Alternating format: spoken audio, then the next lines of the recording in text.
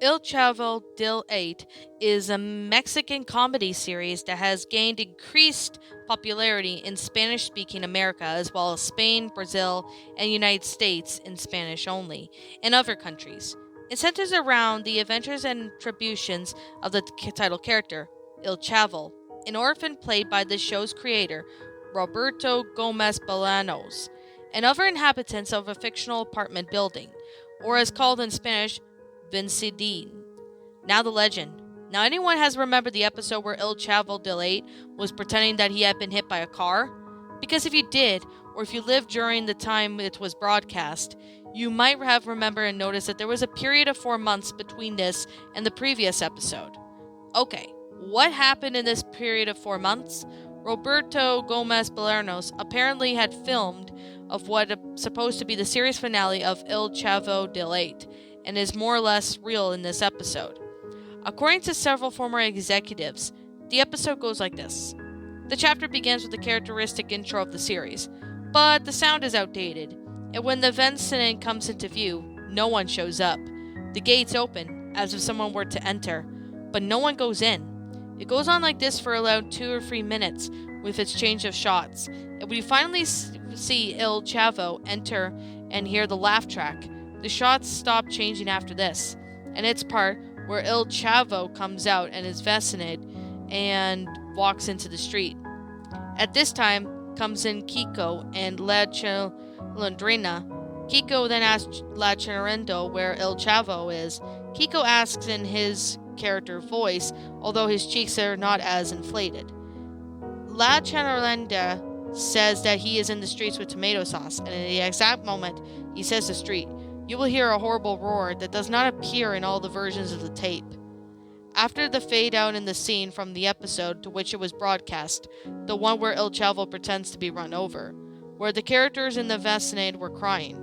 The sound is outdated, and sobs seem to be coming from a lot more than people. There was just a cut of scene of what appears to be a commercial break.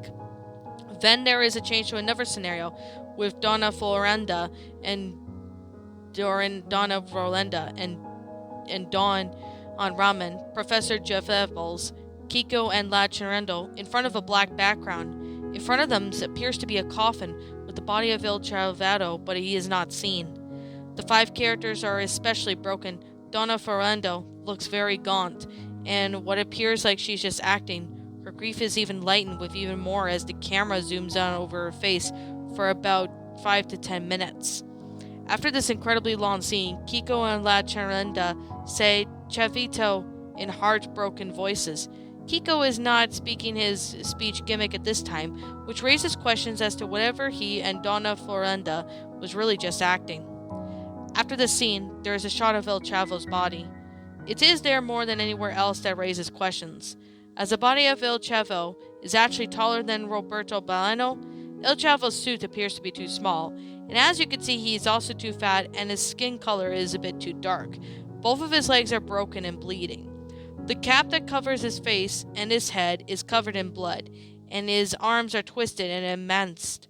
His trunk seems to appear to be exceptionally clean, stab wounds all over. This scene lasts for 5 minutes, and then the characteristic ending of the theme, Il Chavo then del 8 plays.